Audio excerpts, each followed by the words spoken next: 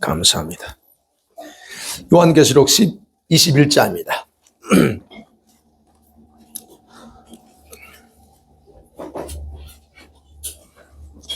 성령께서 임재하시고 운행하시는 예배당에 오면 드러나요. 아까 또 어떤 분 들어왔는데 드러났어. 근데 이렇게 찬양하고 갈 때 싹 또 주님이 제거해버려요. 예, 아멘. 또 기도할 때 이제 우리 안에 있던 것들이 또 기도할 때 드러날 거예요. 그것도 역시 주님이 처리하실 겁니다. 여러분 모를 수 있어요. 도대체 뭐가 나한테 있는지. 그렇지만 성령께서 다 드러낼 건 드러내고 회복하고 치유할 건 하십니다. 이 시간에 계시록 21장 1절에서 8절 말씀 찾으셨죠? 교독할게요. 제가 1절 읽습니다. 또 내가 새하늘과 새 땅을 보니 처음 하늘과 처음 땅이 없어졌고 바다도 다시 있지 않더라.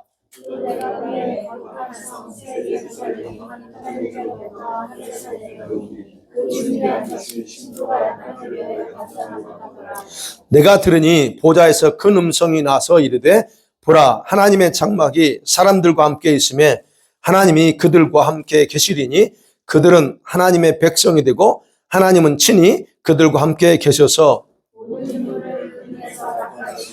다시는 사망이 없고 태어날 것이라 복하는 것이나 아무리 것이나 아니하니 처음으로 내가 지나갔습니다. 보좌에 앉으신 이가 이르시되 보라, 내가 만물을 새롭게 하노라 하시고 또 이르시되 이 말은 신실하고 참되니 기록하라 하시고 처음과 마지막이라 이기는 자는 이것들을 상속으로 받으리라. 나는 그의 하나님이 되고 그는 내 아들이 되리라. 그러나 두려워하는 자들과 믿지 아니하는 자들과 흉악한 자들과 살인자들과 음행하는 자들과 점술가들과 우상 숭배자들과 거짓말하는 모든 자들은 불과 유황으로 타는 못에 던져지리니 이것이 둘째 사망이라. 아멘. 자, 오늘은 이제 드디어 계시록 21장 왔습니다. 오늘 내용을 보면 새롭게 창조된 새하늘과 새 땅의 모습이 나옵니다. 자, 20장에서 천년왕국이 끝났습니다. 그죠? 그 천년왕국이 끝나면 두 가지 일이 시작된다고 그랬어요. 사단이 감옥에서 풀리고, 그리고 한 번 더 세상을 미혹하는 일이 발생한다. 지난주 걸 잠깐 요약하는 거예요. 그 다음에 천년왕국을 위해서 새롭게 창조됐던 이제는 새하늘과 새 땅이 완전히 불타 없어집니다.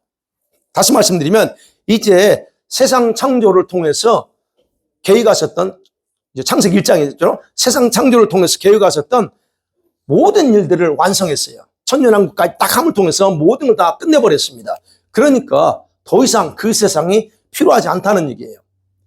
그래서 20장 11절에 그랬잖아요. 내가 크고 흰 보좌와 그의 앉으신 일 보니 땅과 하늘이 그 앞에서 피하여 간 데 없더라 그래요. 이게 바로 그 전까지 있었던 그런 하늘과 땅이에요. 그게 없어졌습니다. 이렇게 해서 옛 세상은 사라지는 거예요. 네. 그리고 그 후에 이 지상에서 존재했었던 모든 인간들은 어떻게 합니까? 주님 백보자 심판에 다 서야 된다고 그랬어요. 자, 그리고 나서 본문 1절에 요한의 눈에 보인 환상이, 이게 새로운 환상이 기록되어 있어요. 그래서 1절에 그랬죠. 보라, 내가 새하늘과 새 땅을 보니 처음 하늘과 처음 땅이 없어졌고 바다도 다시 있지 않더라. 옛날 세상, 지금 천년왕국까지 했던 모든 것들이 다 없어졌다는 얘기예요. 예.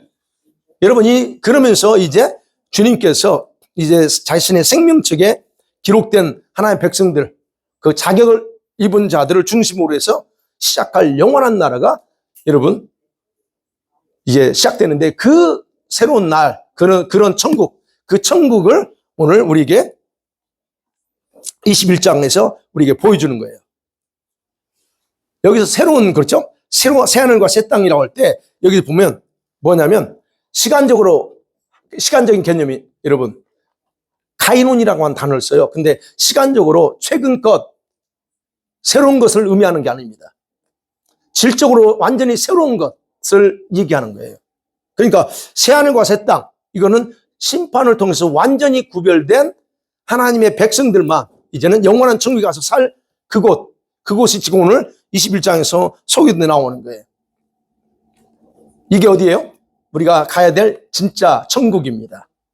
근데 요한에게 지금 그 나라를 보여주는 거예요. 그 나라. 근데 그 나라에 존재하는 것들은 전체 다 공개하잖아요.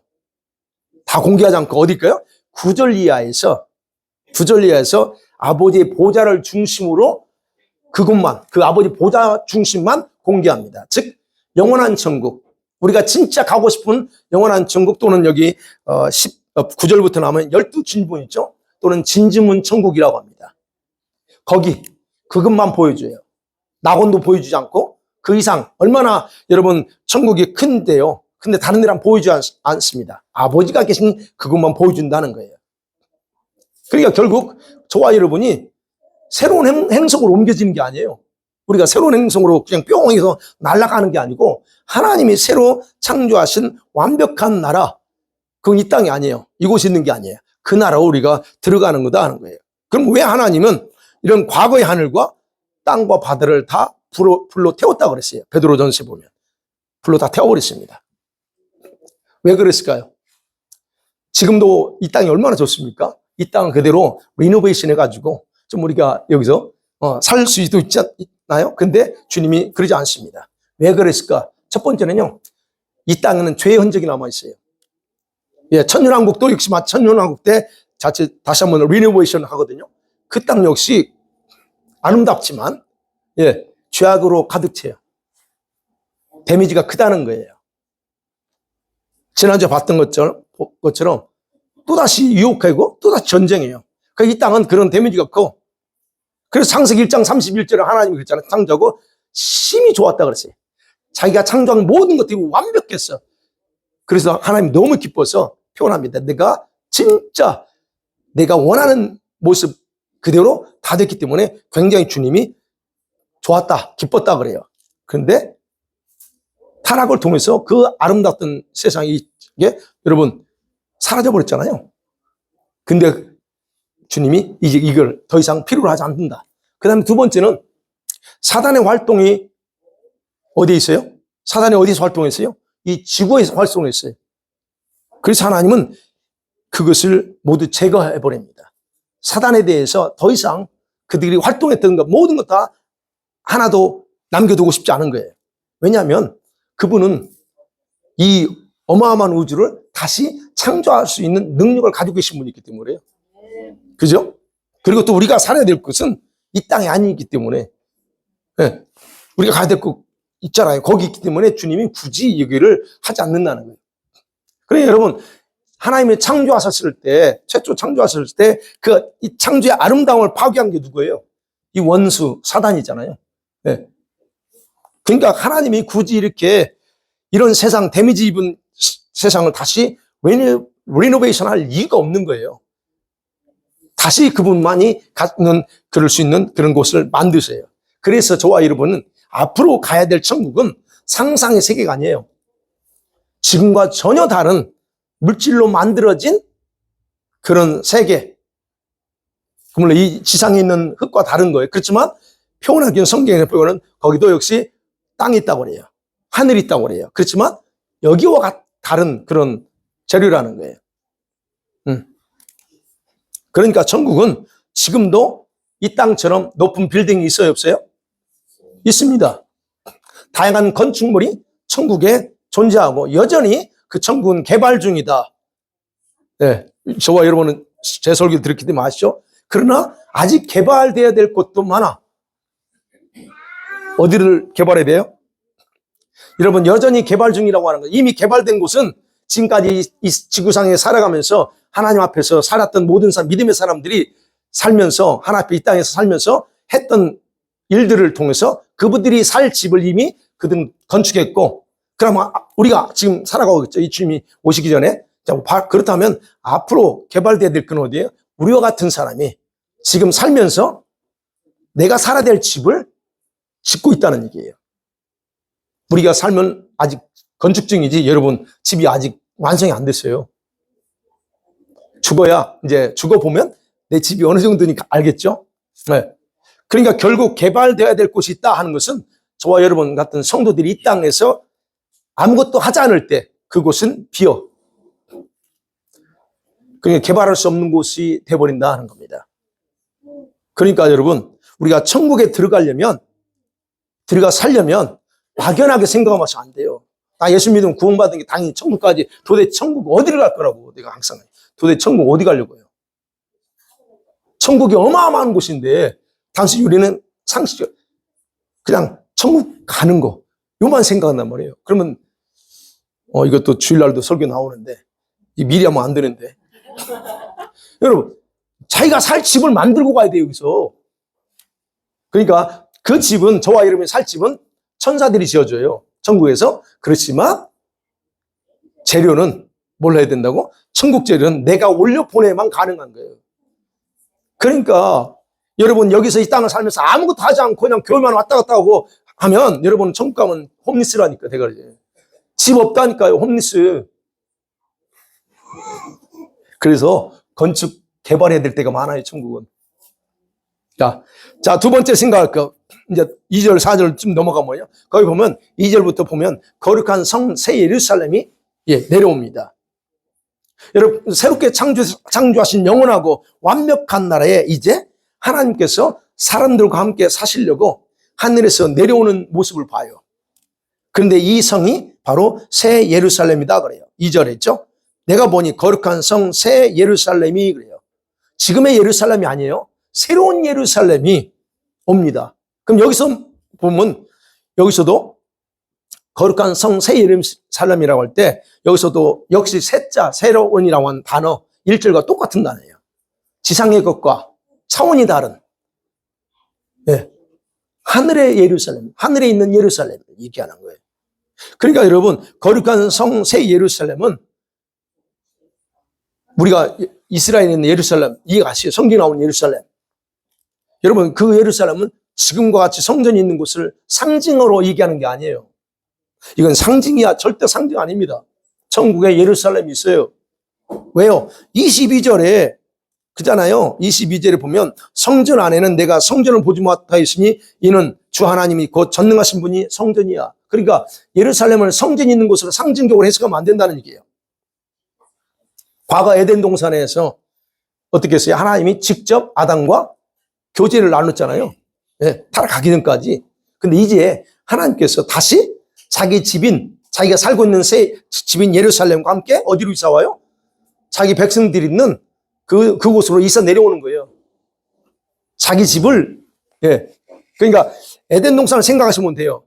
아담과 하와는 에덴 동산에 살고 있어요. 근데 하나님이 아담과 하와를 자기가 있는 천국으로 데려가는 게 아니고 본인이 내려와요. 에덴 동산에 내려오셔서 거기서 교제하고 거기서 같이 지내는 거예요. 그게 이제 타락하기 전까지예요. 그럼 동일한 원리야. 주님이 우리를, 저와 여러분 같은 모든 사람들을 이제 천국으로 다 보내고 그러고 나서 주님이 저 멀리 떨어져 있는 게 아니고 본인 집을 우리가 살고 있는 곳 이사 온다는 얘기예요.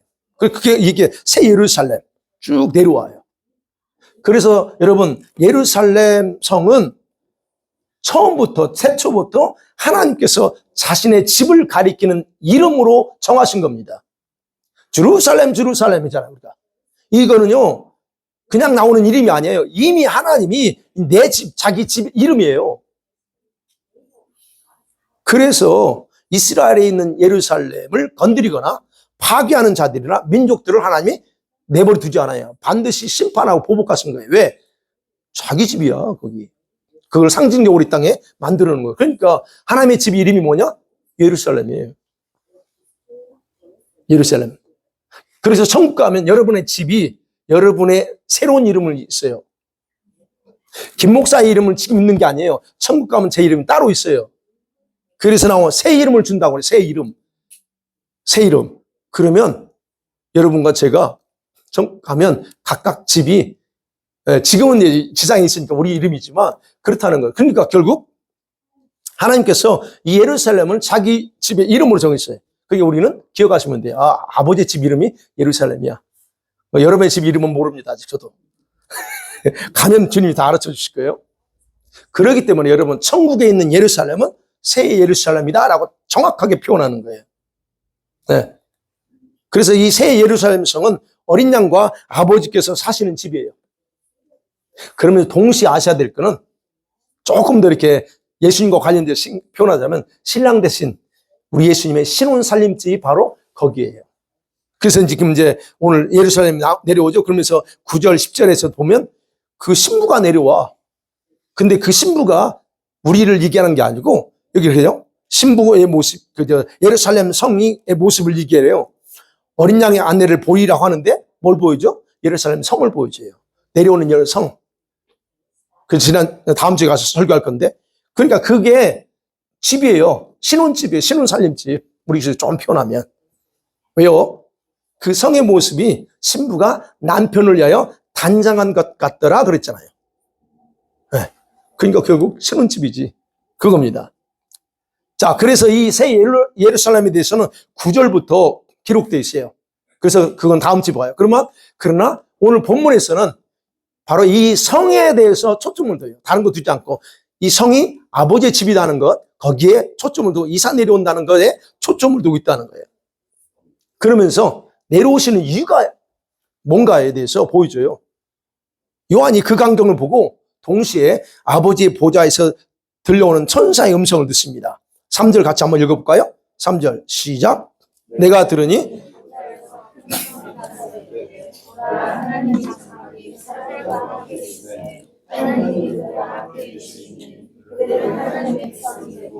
하나님은 친히 그들과 함께 계셔서, 예, 거기 분명히 말하면 보라 하나님의 집이 사람들과 함께 있다 그럽니다.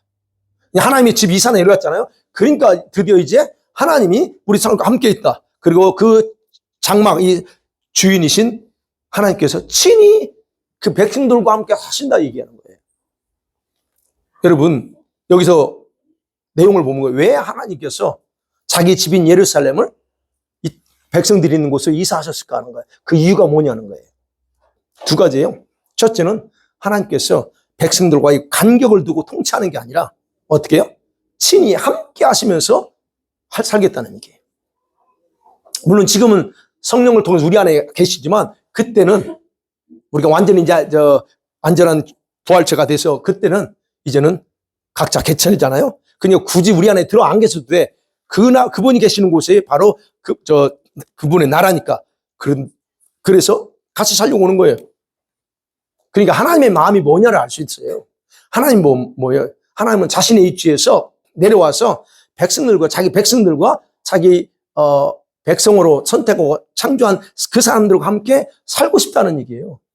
지금도 마찬가지 우리가 그래서 예수 믿는 사람들이 놓치는 게 뭐냐면 단순히 교회만 다니면 되는 걸로 착각하고 구원받은 걸로만 만족하려고 그래. 그렇지 않아요. 그분은 우리를 선택한 이유가 뭐예요? 그분과 교제하고, 그러니까 제발 내 마음 좀 알아줘. 그런 거죠. 나는 너하고 좀 대화 좀 하고 싶어. 그런데 우리는 너무 바빠요. 주님 잠깐만요. 내가 오늘 너무 스케줄이 바빠. 그리고 바쁘니까 피곤하니까 저녁에 떨어져. 그 다음에 일어납니다. 하나님 또 오늘도 이제 스케줄 고백, 하나님 오늘도 이런 스케줄 내요. 하나님 함께 하시고 도와주세요. 그리고 열심히 합니다. 주님 도대체 주님과 언제 대화해? 우리가 이런 식으로 거의 전 인생을 그렇게 살다 가는 거예요. 그러니까 저와 여러분이 예수님이 어떤 마음인지, 아버지가 어떤 마음을 가지고 있는지 전혀 모르는 거예요. 그리고 자기식으로 생각해. 내가 하나님의 아들인데, 딸인데, 당연히 주님 나를 구원하시고, 그리고 이제 힘든 일 말씀은 어떻게 해요? 투덜투덜한 하나님 나 힘들어 죽겠어요. 우리가 투덜투덜 하면, 그럼 하나님이 너무 좋으셔 또. 그래, 알았어. 풀어지죠. 여러분 알아요? 하나님의 마음은요, 이거예요.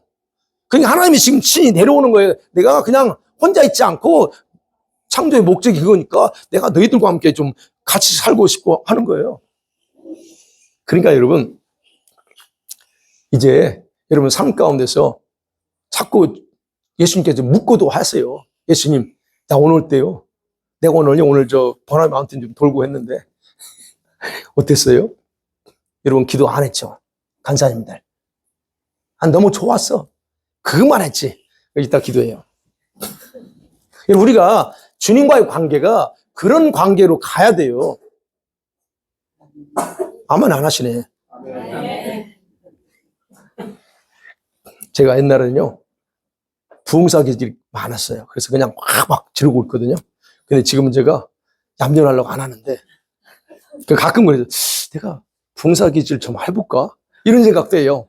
그 어떤 때는 어떤 목사님이 제가 하는 스타일 보면 완전히 붕사요. 붕사를 제가 제일 싫어했거든요. 잘못된 붕사들이 의외로 많아서 절대 붕사 안 해. 그랬거든요. 예. 바로 이때 여러분 이곳에 주님이 내려오시면 그분이 우리 안에 더 이상 들어올 필요 없고 그분과 직접 1대1로 살아요. 그래서 주님이 이사 내려오시는 겁니다. 그 다음에 또 하나는 왜 주님이 이사 내려오시냐? 이게 바로 언약이에요. 그분이 원래 우리에게 약속한 언약을 성취하는 거기 때문에 내려오세요. 여러분 구약의 언약이라는 게 있어요. 이제 구약 언약, 커버넌트가 있는데 핵심이 뭐냐면 나는 너희들이 하나님이 되고 너희들은 나의 백성, 내 아들이 될 거야. 그게 핵심이에요. 그래서 보세요. 3절 하반절에 보면 그들은 하나님 백성이 되고 하나님은 친히 그들과 함께 계셔. 그 다음에 7절도 그렇잖아요.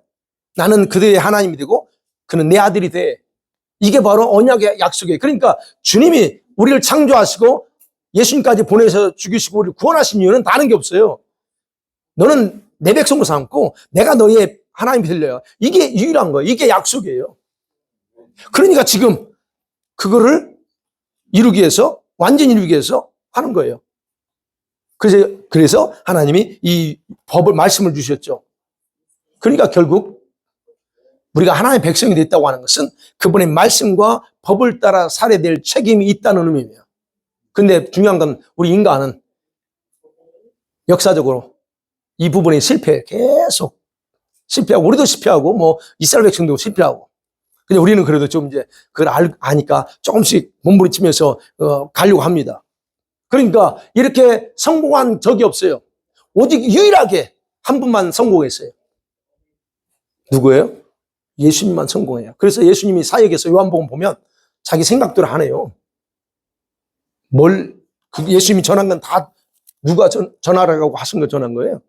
아버지, 나는 내가 원하는 걸 전하는 게 아니야. 예수님 그랬잖아요. 내가 원하는 걸 전하는 게 아니고 아버지가 나에게 오늘 전하라고 하는 걸 난 전하는 거야. 라고 요한복음의 핵심이 그거예요. 오직 예수님만 그걸 성공하는 거예요. 그러니까 여러분 우리가 그런 부분에서 실패하니까 하나님이 이제는 친히 그 언약을 성취하기 위해서 본인이 내려와 보세요. 그게 바로 그래서 이 산에 내려오는 거야. 그리고 하나님께서 자기 백성들에게 행하시는 일이 있어요. 그게 4절입니다. 그분이 내려오셔가지고 제일 먼저 하는 게 있어요. 4절 같이 봐요. 시작. 모든 눈물을 눈에서 닦아주시니 다시는 사망이 없고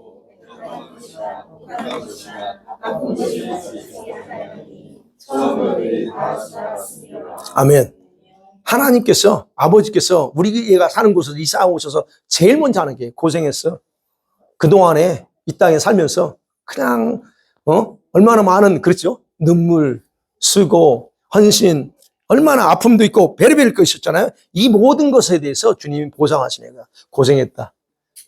이제는 끝이야 모든 게. 앞으로는 그러게 우리가 얼마나 감사해요. 70, 80 동안 고생하고 그분 앞에 가면 영혼이라고 하는 그 계산이 안 되는 영혼이란 동안 우리가 누려야 되는 거예요. 그 주님 제일 먼저 하시는 거 이루어요. 여러분 왜 우리가 이 땅에 살면서 눈물을 흘리고 애통하고 우리에게 죽음이 와요? 고통이 옵니까? 왜 질병이 와요? 죄 때문이잖아요. 그렇죠? 죄 때문에. 그래서 하나님 멀어졌어. 그 결과인데 근데 주님이 지금 모든 걸 다시 다 씻어주셨어요. 그럼 이게 여러분 천년왕국에서는 없었나요? 아니 천년왕국에서 죽음이 있었어요. 저번에 한번 말씀드렸죠. 천년왕국에서 죽어. 근데 어때요? 이 영원한 새하늘과 새 땅 이곳은 오직 하나님만이 아버지야. 사단이 더 이상 존재하지 않아. 어떤 악도 존재하지 않아. 하나님이 완벽하신 하나님이 지금 통치하시는 나라야. 그래서 새 예루살렘은 영원한 하나님이 함께 계시기 때문에 처음 것은 모두 사라져. 그리고 오직 하나님의 이루와 그리고 하나님과 백성 간의 그런 아름다운 교제만 존재하는 거예요. 그래서 오늘 4절 내용이 그게 처음 건 다 없어 이제. 그 처음이라는 것을 우리가 기억도 하지 않게 하나님이 그렇게 만드신다 하는 겁니다. 주님과 그래서 지금은 아까 말씀드린 주님과 소통이 잘 못하고 바빠서 못하지만 그때 가면 그냥 자동으로 소통하세요. 그런 상황으로 가는 거예요. 예. 그러니까 하나님은 이렇게 선택한 저와 여러분 자기 백성들을 이렇게 특별히 구별해서 이렇게 구별된 자들 중심으로 해서 영원한 통치를 세워나가는 거예요. 근데 여기에 이제 제가 말씀드린 다음 주에도 봐야 될 부분이지만 여러분 여기에 영원한 천국에서 가서 살 사람들, 요 사람들이 진짜 이 모든 것을 맛보는 거예요. 물론 낙원에 있는 사람들도 하나님이 그들을 해주시지만 차원이 달라요. 이걸 아셔야 돼요. 그러니까 제가 걱정하는 건 여러분이 구원 못 받을까 봐 걱정하는 게 아니에요. 제가 여러분 항상 이게 말씀으로 하는 이유가 여러분이 구원 못 받을까 두려워서 그런 게 아니에요. 여러분이 낙원 갈까 봐 걱정해서 그러는 거예요. 낙원이 어디예요? 네, 우리가 가야 될 건 거기 아니라고. 물론 같은 천국이지만 거기 아니라고. 아니 우리가 열심히 살고 봉사하고 헌신해 왔는데 죽도록 고생해 왔는데 우리가 거기 가면 어떡해. 네, 그래서 저 여러분에게 가려면 어차피 살다가 주 앞에 갈 것 같으면 진짜 갈 때 가야지. 우리가 말하는 천국 거기 가야 되니까. 저는 그래서 제가 하나님 기도하는 거예요. 그래서 신분당 성회도 하고. 네. 그러니까 여러분 이제 우리 하나님이 이 모든 걸 성취했어요. 더 이상 우리는 실패라는 거 존재하지 않죠. 그러니까 하나님께서 아담을 통해서 처음 창조할 때 꿈꿨던 그 나라가 드디어 완성되는 거예요. 이때 완성되는 거예요. 그러니까 여러분 완전히 새롭게 완벽한 나라, 그것이 우리가 진짜 가야 될 천국입니다. 자, 그것을 지금 4절까지 해서 말씀하고 있어요. 그 다음에 세 번째 생각 5절에서 마지막 8절까지 내용은 하나님이 직접적으로 선포합니다. 최종 선포를 해요. 5절 한번 보세요. 이게 누가 선포하는가? 천사가 하는 게 아니에요. 5절 볼게요. 시작. 이르시되 보라.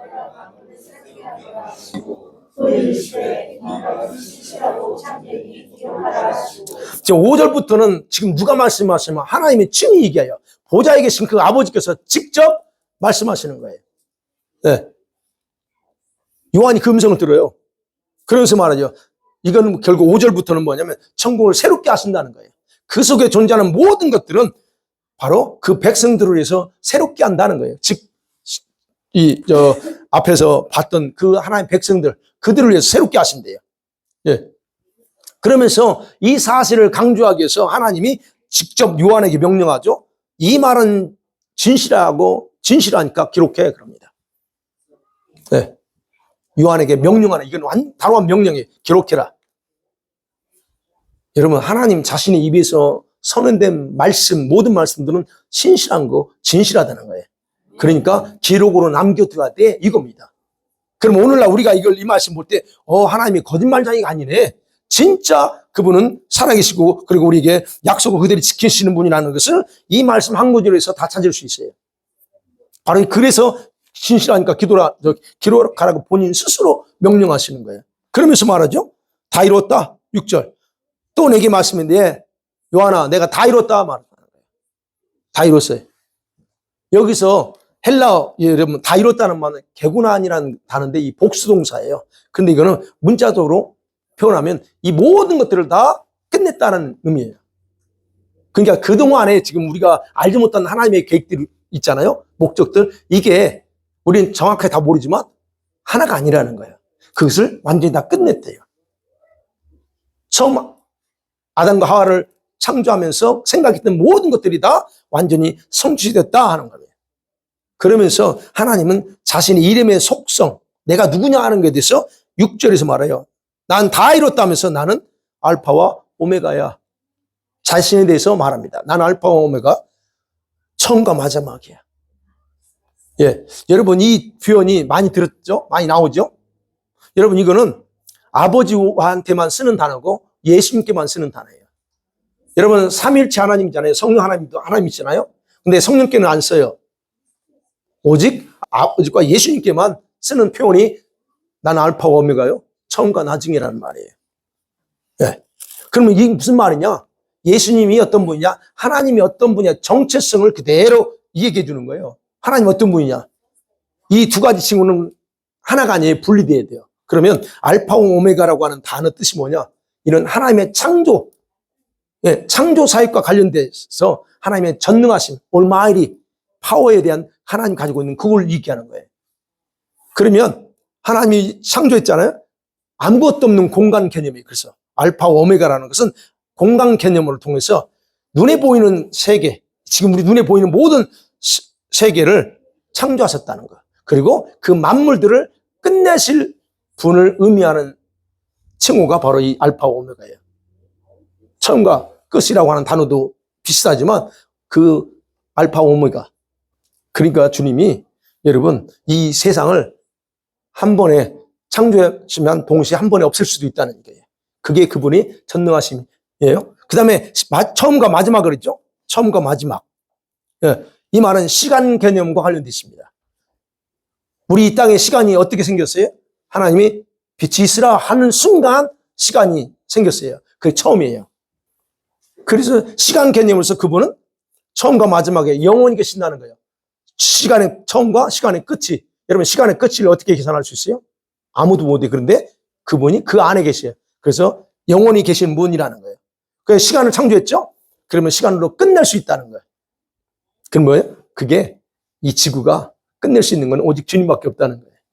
그래서 그 시간 속에서 활동하면서 완성해 나가는 그런, 특별히 이제 이것이 실제적으로 성령님의 역사와 활동에 관련된 그런 창조 사역과 연결돼 있어요. 그러니까 하나님은 존재론적인 개념으로 처음이죠. 그래서 그 처음은 자신으로부터 시작됐어요. 그리고 완성해요. 네. 그래서 로마서 11장 36절에서 바울이 그래요. 만물이 주님에게서 나왔고 주님으로 말미암아서 그리고 다시 처음으로 누구한테 돌아가냐면 주님에게 돌아간다라고 얘기해요. 주님 만들었고 그리고 그것을 주님 때문에 지속되다가 나중에 주님께로 돌아가요. 그게 로마서 11장 36절에서 기록하고 있습니다. 그러니까 여러분 이 태양에 존재하는 모든 것들은 우리 거가 아니에요. 네. 그래서 이 하나님의 칭호는 창조의 시작이고 동시에 창조의 목적대로 끝내시는 분이라는 것, 그런 의미예요. 그리고 타락한 인간을 구원할 수 있는 분도 그분이고 구원 완성하시는 분도 그분이라는 거예요. 네. 그래서 이렇게 시작하고 모든 것을 완성하시는 분에게서 중요한 것이 흘러나와요. 오늘 6절에 보면 뭐가 흘러나와요? 마지막 부분에 생명수의 생물이 그분에게서 흘러나와요. 누구에게? 사람들에게. 그러면서 말하죠. 목말라는 사람들에게 생명의 선물을 값없이 주겠대요. 이렇게 모든 것을 창조하고 끝내고 구원을 완성한 그분이 이제는 이 사람들한테, 지금 자기가 구원한 사람들한테, 목마른 자들이죠. 특별히 생명수 샘물을 준대요. 근데 여기서 여러분 보세요. 하나님은 생명수 샘물을 주시는데 아무한테나 주지 않는단 말입니다. 그 말씀 잘 생각했어요? 내가 생명수 샘물을 주는데 누구한테만 줘요? 목마른 자들에게만 줘요. 여러분 천국 가면 여러분이 오해하실 수 있는 부분이 잘 아셔야 될 게, 천국 가면 하나님께서 모든 백성들에게 모든 걸 자동 공급 시스템으로 우리에게 주고 운영하지 않아요. 천국은 다 우리 거지만 여러분 그분이 특별히 공급해 주는 부분에 있어서는 이미 이제 우리에게 이미 예를 들어서 이 땅에 나무나 물이나 이런 건 우리를 위해서 다 했기 때문에 이건 그냥 누구나 다 받아요. 그러나 특별한 부분에서 그 부분에 대해서는 여러분 아무나 안 줘요. 거기 천국 가서도 여기서처럼 내가 사모함을 가져야만 주시는 거예요. 대가는 없어. 그렇지만 대가 지불은 하지 않아. 그러나 내 마음 가운데 주님 나 저거 필요합니다. 내가 목말라요. 이런 갈망함을 있어야만 그 사람들에게 생명을 준다는 거예요. 원하는 모든 사람들에게 공짜로 주시는 거예요. 대가 없어. 그럼 공짜예요. 그러나 원하는 사람들만. 그러니까 똑같이요. 내가 아무리 물이 많은 걸 가지고 황금이 있어도 내가 원하지 않으면 그건 황금에 불과해요. 근데 내가 원해야 될 거 되는 거죠. 똑같은 원리라는 거예요. 자기 생명의 목마름을 아는 자들은 무한대로 공급받아서 거기서 생명수를 마실 수 있다 하는 거예요. 근데 그 생명수를 마신다고 할 때 어떤 일이 그 생명수를 마셨을 때 일어나는가는 그때 가봐야 돼요. 물론 지금 이제 갔다 오신 그 목사님들이나 또 이런 간증하는 분들은 뭐 있어요. 여러 가지. 그러나 그거는 여기서 제가 말씀 안 드릴게요. 전혀 다른 어떤 그런 것들이 일어난다 그래요. 어찌됐든. 그러니까 여러분 천국에서도 지금의 성품과 여러분 지금 가지고 있는 성품과 동일하게 연결되어 있다고 봐야 된다는 거예요. 기억하시죠? 여러분이 천국 가면 성격이 확 뒤집어지고 성품이 확 달라지는 게 아니에요. 이 지상에서 여러분 살면서 가지고 있는 성품, 성격 그대로 천국 가면 그 성격 가지고 있어요. 그러니까 베드로는 어부잖아요. 어부이지만 털털해, 저처럼. 털털해, 그냥. 입고 다니는 것도 그냥 뭐 양복 입어야 돼. 오늘은 제가, 왜냐면 이제, 양복도 입어야 될 때가 있을 것 같아서, 계시록 가니까, 왜냐면 계시록은 좀 다른데, 이거 그냥, 저는 이걸 굉장히 싫어하는 사람인데, 그래서, 입자, 있으니까. 있는데도 내가 귀찮아서 안 입거든요. 근데 이제, 아니, 입어야 되겠다 생각해서 입는데, 여러분, 저는 그런 성격이에요. 그냥, 그래. 그러면 천국 가면 이 성품이 그냥 뭐 이렇게 새롭게 바뀌는 게 아니고 이거 그대로 가는 거예요. 그러면 천국 가면 나는 그냥 아무 데나 들러다 눕고 아무 데나 할 거예요. 왜? 나는 그게 좋아. 그래서 그랬잖아요. 바닥에서도 자는 거 나는 너무 편해. 그래서 어디다 내놔도 저는 살아남는다고 항상 하는 거예요. 저희 모친도 너는 어디 가도 구애받지 않으니까 이 성격이에요. 그러면 이게 그대로 가요. 그러면 여러분의 성격이 새침대기야. 그래서 바꿔야 돼. 여러분, 그게 천국에서 동일하게 그렇게 가요. 네. 그래서 여러분이, 제가 항상 강조해요. 여러분 이 땅에 살면 뭐에 관심이 많아? 그 관심 분야, 취미, 이게 천국에서도 동일하게 간다. 그래서 꽃을 좋아하는 사람들은 천국도 자기 집을 본인이 좋아하는 꽃으로 만들어주기도 하고, 그런다고 그래요. 이건 제가 읽어본 게니까 몰라요. 저는 경험 안 했기 때문에. 그러나, 어쨌든 천국은 그렇다는 거. 그래서 내가 관심 두는 거에 천국 가서 동일하게 그 관심 두고 산다는 거예요. 그런데 이런 천국, 그래서 여러분과 제가 그런 갈망함이 있어야 돼요. 주님에 대해서 별로 그냥, 관심도 없고, 그렇게 살면 천국 가면 자동으로 주님께 관심 있는 게 아니에요. 그러니까 낙원에 있는 사람들이 거기에서 벗어날 수가 없어요. 왜? 별로 관심 없고, 그 사람들은 주님에 대해 관심 없기 때문에 거기 가는 거거든. 주님을 위해서 뭘 할 생각도 안 하고 살았어. 겨우 예수 믿고 그냥 어쨌든 은혜로 구원 받았어. 그러니까 거기 낙원 가는 거거든요. 그러면 거기 가면 내가 예수님 이럴까? 아니, 천만은 그러지 않아요. 그냥 지옥 안 간 것만 해도 감사해서 그것만 하고 만족하고 살아요. 예. 그러니까 내가 말씀드렸죠. 천국 가면 저와 여러분이 훈련 코스가 있어요. 그러니까 지금 여기서 훈련 떼고 하라는 거예요. 떼고 가야 돼. 그게 나인수 목사님의 간증이 나오더라고요. 36,000 코스가 있대. 그분이 오셔서 그걸 말씀하실지 안 하실지 모르겠어요. 나인수 목사님 간증을 제가 이제 그분 어떻게 하시는가 했는데 주님이 가르쳐 준 게 다 36,000 코스가 있대. 그러면 그 36,000 코스를 어마어마하잖아요. 근데 그 코스를 안 거친대요. 귀찮다고. 그 코스를 통과하면 업그레이드 시켜주는데 안 한다는 거예요. 사람들이. 그게 왜 그래? 지상의 성격이 그런 귀찮아. 나는 배우는 거, 뭐 하는 거 귀찮으니까 안 한대요. 거기 가면. 그러니까 이제 이대로 줬어. 이렇게 간다는 거예요. 그러니까 그런 기회가 있어도 그냥 그걸로 끝나는 경우가 많다는 거예요. 주님이 그렇게 얘기하신 걸 그분이 한 거를 제가 들어봤어요. 그래서 제가 가끔 내가 36,000 그 얘기했던 게 그분이 그렇게 하셨기 때문에 하는 거예요. 그러니까 여러분, 그래서 지금 주님에 대한 갈망이 없으면 제발 기도하세요. 하나님, 나도 좀 이런 갈망함을 달라고. 이거 기도하셔야 돼요. 이게 자동으로 생기는 거 아닙니다. 자, 이렇게 하나님께서 이 생명수를 유업으로 주시는 것에 대해서 다음과 같이 예외를 두고 말해요. 예외를. 7절입니다. 7절. 같이 볼게요. 시작. 이기는 자는 상급으로. 예, 분명히 말씀합니다. 누구에게는 그냥 줘요. 이기는 자는 이것들을 그냥 이거는 그냥 기업이야. 이거예요. 지금 분리하셔야 돼요. 이기는 자. 그 다음에 여기 백성들 나오죠. 이 백성들은 갈망하는 자만 줘. 그렇지만 이기는 자에 속한 저와 여러분 같은 꿈이지만 유리거든요. 이게 그냥 자동이야. 이건 내 거야. 그냥 언제든지 내가 마시고 싶으면 마셔. 이거예요. 지금 그분 얘기하는 거. 그런데 8절에 보면 여러분 8절에 보면 다른 걸 또 얘기해. 아직 이 땅에 살면서 환난 속에 있는 성도들에게 희망을 주는 그 희망하고 경고를 주는 말씀이에요. 희망도 주시면서 경고도 줘요. 이러한 하나님의 직접적인 희망과 경고는 우리가 주의 깊게 생각해 봐야 돼요. 누가 이기는 자가 될 거냐는 거예요. 그래서 하나님 말하면 그런 자들은 내 아들이야. 딱 여기서는 백성이에요. 앞에서는 백성. 하나님의 백성이 되고 그래서 백성인데 이기는 자 여기에 들어가는 사람은 하나님의 아들이라 칭해요. 이 아들하고 백성은 천지차예요. 네. 그래서 그러면서 8절에서 경고죠. 8종류의 사람들은 무서운 경고입니다. 여러분 기억하셔야 될 게 이 8절 말씀은 불신자들을 말하는 게 아니라는 거예요. 여러분 기억하세요.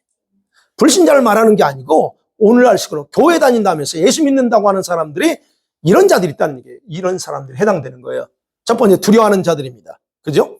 두려워하는 자들. 예수님 때문에 핍박받고 환난당하는 두려워하는 자들이에요. 그래서 여러분 담대함을 가져야 되고 여러분 믿음을 굳건하게 강하게 하셔야 돼요. 얼마 안 남았어요. 적그리스도가 등장할 시기는 이거 얘기하면 또 그런데 제가 계산은 다니엘 70일에 그게 근거하면 5, 6년 남았어요. 5, 6년이에요. 지금 여러분 세상이 지금 각국에서 어떻게 돌아가는지 잘 아시나요? 지금 세상이 어떻게 돌아가는지? 돌아갑니다, 지금. 걔네들이 원하는 대로 돌아가고 있어요. 네, 그러면 얼마 안 남았어요. 5, 6년 남았어요.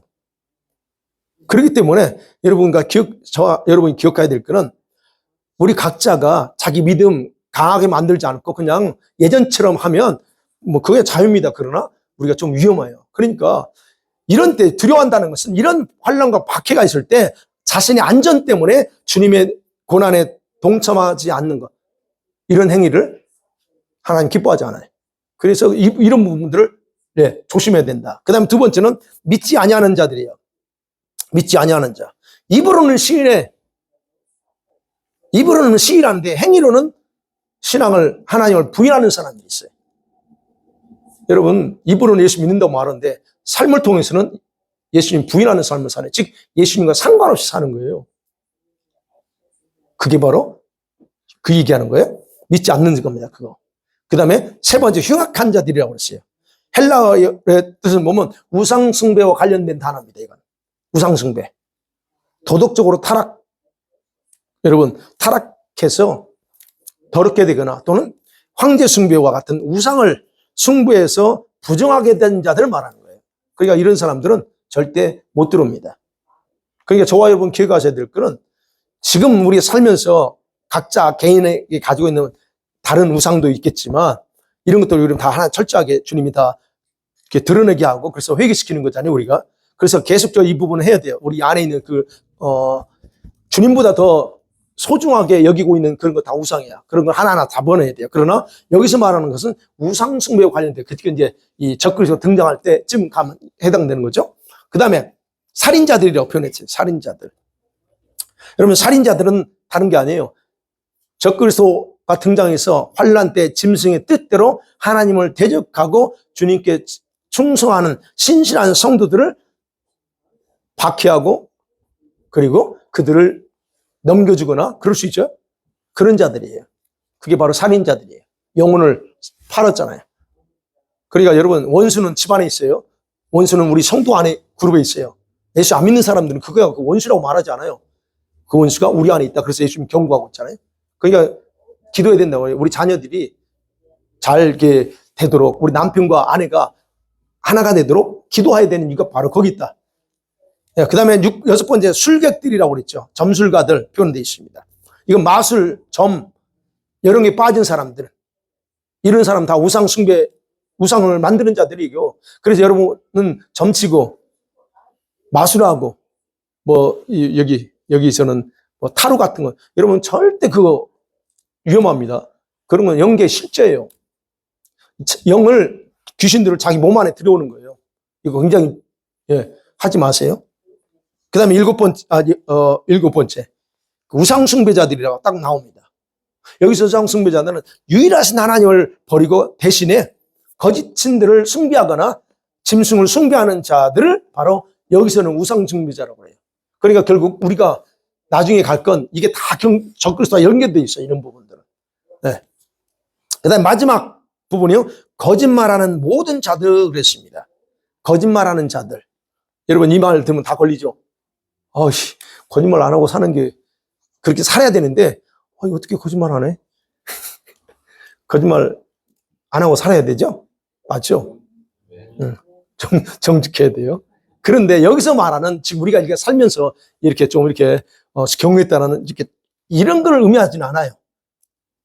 그렇다고 여러분이 생활 속에서 그렇게 해도 된다는 의미 아니에요. 주님이 굉장히 싫어하니까 여기서 말하는 거짓말 한다고 하는 그 헬라 뜻은 속이는 행위예요. 간사하다는 뜻이에요. 헬라 뜻은. 그 뭐냐면 영적으로 간사하게 진리를 이 말씀을 흐리게 하고 거짓된 그 교리나 가르침을 통해서 영혼들을 미혹해서 죽이는 자들이에요. 그래서 제가 말씀드린 여러 번 미디어나 설교를 아무거나 듣지 마라 하는 얘기예요. 미디어상의 유튜브에 많은 분들이 나와요. 우리는 한국 사람이니까 한국에 참 많은 분들이 나옵니다. 여러분 잘 분별하셔야 돼요. 다 아무거나 듣지 마세요. 제가 이거는 여러분 강신심 당부하죠. 아무나 듣지만 제가 이익이 주는 법만 들으라 얘기하는 거죠. 왜냐하면 거기에 미혹된 가르침이 너무 많아요. 네. 그러니까 결국은 자신의 교리로 하나님을 믿게 만드는 자들이요. 물론 여기에 이단들이 대표적이지만 그러나 지금 이단은 아닌데 교묘하게 가르침을 혼란하게 만드는 사람들이 의외로 많아요. 예를 들어서 내가 예전에 얘기했죠. 666 그거는 상징이야. 이거 거짓된 가르침입니다. 근데 그런 사람들이 거짓된 가르침을 통해서 얼마나 수많은 사람들을 다 지옥으로 끌고 가요. 왜? 상징이라고 했으니까. 그래서 그런 사람들은 상징이니까 굳이 걱정할 거 없어. 이거 표 받는 건 그건 상징이기 때문에 이게 아니야 라고 그들은 믿고 있단 말이에요. 근데 성경은 그렇게 말하고 있잖아. 그러면 그 사람들은 수많은 영혼 죽이는 거예요. 그게 바로 여러분 거짓말한 자고. 그래서 두려운 거예요. 그거 함부로. 그래서 여러분 그런 영상 나오면 절대 안 보겠지만 그런 거 그게 바로 거짓말하는 자들이에요. 영혼을 팔아 그거 사단한테. 그런지도 모르고 하고 있는 거예요. 예. 자, 그래서 이런 8종류의 사람들, 이런 사람들은 해당이 안 돼. 자, 그럼 말씀 맺어봐야죠. 이 본문의 내용은 여러분 하나님께서 새하늘과 새 땅, 천국을 창조하고 그곳에 사람들과 함께 살려고 이사 왔다는 그 내용이 핵심이다. 그걸 하나님께서 친히 경고하고 희망의 메시지도 여기 담겨져 있습니다. 그래서 본문에는 자기 백성들을 향한 아버지 마음이 뭐냐? 슬픔과 눈물을 빨리 제거하고 위로해주고 싶은, 그래서 아름다운 그곳으로 우리를 데려가고 싶은 그 마음이 그대로 여기에 있다는 거예요. 녹아내려 있다는 거예요. 우리가 생각해 볼 수 있어요. 그렇다면 이제 우리는 적용을 해야죠. 오늘 우리에게 주님 뭘 말씀하기 원하실까? 우리에게 오늘 설교 드렸잖아요. 안 됐으면 들었어. 그러면 주님이 이걸 통해서 뭘 가르치고 우리에게 하기를 원할까 하는 거예요. 두 가지로 생각해 보세요. 구별된 자로 남아야 된다는 거예요. 우리는 구별돼야 된다는 거예요. 저기 사람들과 동일하게 살면 안 된다는 얘기예요. 누가 구별돼요? 물론 세상 예수 믿지 않는 사람은 구별돼야 돼요. 그렇지만 또 믿는다고 하는 믿는 자들 안에서 종교인들과 구별돼야 돼요. 여러분 종교인들이 많아요. 그러니까 마지막 때는 여러분 세상 사람들과 별반 차이 없이 사는 그런 종교인들, 이런 사람은 성도가 아니에요. 종교인이지. 이런 삶을 살면 낭패당한다 하는 게 제가 누누이 강조하는 겁니다. 그래서 마지막 때를 분별하고 준비하면서 자기의 마음과 믿음을 그런 안일함에 빠지지 않게 세상의 흐름에서 자기를 지키며 사는 것, 이게 바로 이기는 자요. 그게 구별된 자입니다. 그래서 말하자면 이기는 사람은 어떤 사람이냐? 삶의 속성을 얘기하면 이기는 사람, 진짜 이기는 사람은 뭐냐? 내가 원하는 것을 여러분 믿고 내가 말한 대로 믿는 자들, 바로 이런 사람들이 이기는 자예요. 즉 다시 말씀드리면 주님이 원하는 것을 믿고 주님이 원하는 대로 말하고 믿는 자들이에요. 행하고 사는 자들. 그래서 지금 너무 많은 사람들이 결국 뭐냐면 자기가 원하는 대로 아는 대로 믿고 살아가요. 근데 그게 그 사람들은 이기는 자가 될 수 없고 이런 사람들은 위험하다 하는 거예요. 제가 구원은 받을 수 있겠죠. 다는 아니겠지만 그렇지만 위험한 삶을 사는 겁니다. 그들은 스스로 성도라고 얘기해요. 근데 그들은 성도가 아닙니다. 종교인이에요. 그런 자들에게 주님이 가장 중요한 존재로 여길까? 그런 사람들이 주님이 최고로 중요하다고 생각할까요? 아닙니다. 자신들을 가장 중요한 존재로 여기고 살아가요. 그런 사람들은. 그러니까 모든 초점은 다 닭에 있어. 그래서 내가 구별된 자가 되게 해야 내가 나 자신을 구별된 자로 하나님 앞에서 이렇게 바쳐가야 주님이 그들을 그런 저와 여러분을 환영하고 기쁘게 받아주신다는 거예요. 그 다음에 또 하나는 주님이 아는 성도가 되어야 된다는 겁니다. 주님이 아는 성도. 주님이 나를 알아야 되죠. 이 부분은 우리가 좀 생각해요. 주님이 안다고 하는 것은 뭐냐면 주님이 뭘 원하는지 알고 그대로 살려고 하는 자들이 주님이 아는 사람이에요. 아까 말씀드렸잖아요. 성령님이 나를 알아. 여러분 적어도 여기서 기도하면서 임파테이션 받고 할 때 그거는요. 여러분에게 임하잖아요. 그건 성령님이 여러분을 알고 있다는 얘기예요. 이름으로도 알고 뭘로도 알아요? 삶으로도 알고 다 알아요. 그러니까 여러분과 제가 기억하셔야 될 건 우리가 이런 하나님 주님으로부터 주님이 기억하고 알고 있는 자가 된다. 그렇다면 우리는 하나님 앞에서 이제는 그분의 어떤 것들을 잘 좀 이렇게 분별하고 또 그걸 신경 쓰면서 사셔야 돼요. 그래서 여러분이 성령 임재할 때 이거 아무것도 아닌 것 같죠? 아니요, 아무것도 아닌 게 아니고 아무것도 깁니다. 어마어마한 거예요. 어마어마한 거예요. 여러분이 이거 성령 임재하고 나한테 기도할 때 능력을 부어지는 거 이거는요 여러분들이 소홀히 한다는 건 여러분이 어떤 나타난 현상 그냥 뭔가 확 강력한 어떤 요것만 생각한다면 그럴 수 있어요. 근데 성령님은 우리 안에 우리 교회에서 역사하는 성령님은 그렇지 않아요. 제가 목회자인 저를 중심으로 해서 성령이 활동하는데 저한테 임하신 성령, 나를 통해서 일하신 성령이 동일하게 여기서 나가는 거예요. 그러니까 저한테는 그런 어떤 것은 확 갑자기 이게 아니에요. 저는 그 자체를 별로 안 좋아해요. 초기엔 해봤어요. 딱 임파테이션 하자 뻥 넘어져요. 근데 그거 사람들이 그것만 추구해. 안 넘어지면 왜 하나님 안 넘어지지? 성령이 이래요. 저도 안 해봤겠어요. 근데 그거 뭐죠? 이게 굉장히 성도들한테 안 좋아. 안 해요. 안 하고 뭘 해요? 그분이 직접 이제 부드럽게 자연스럽게 그분이 하고 싶은 일을 하는 거 이거예요. 만약에 제가 그걸 추구한다면 성령님이 아마 하실 거예요. 그렇지만 그거는 위험한 경우가 많아. 그러니까 우리가 이런 거 하나하나가 그러니까 저와 여러분이 그분이 임재하시면서 우리를 어떻게 바꾸는가 우리의 성품, 우리의 영을 바꾸고 이 모든 거 하나하나 다 바꾸는 거예요. 우리를 하나님의 그 모습에 맞게. 그러니까 결국 주님이 안다고 하는 건 그거예요. 주님으로부터 자신의 부르심을 알고 문부리치며 사는 사람들이 바로 주님이 아는 사람들이고 자기 자신의 삶을 주님께 투자하는 사람들을 이런 사람들은 더 주님이 특별히 기억할 수 있겠죠. 그래서 우리가 생각하셔야 돼요. 왜 하나님이 내 이렇게 사는데 나는 안 만나주지? 왜 나를 축복 안 해줘? 여러분 그런 생각도 할 수 있어요. 그렇지만 그런 생각하기 전에 여러분 주님이 나를 알도록 살고 있는가 살펴보셔야 돼요. 네. 그래서 내가 정말 지금은 구별된 자로 살고 있는가? 아니면 주님이 아는 자의 삶을 살고 있는가? 여러분은 그래도 7, 80점은 여러분 그 상태니까 걱정 안 하지만 그렇지만 한번 우리 자신을 생각해 보면서 오늘 저녁에도 그렇게 기도하며 나갔으면 좋겠습니다. 아멘.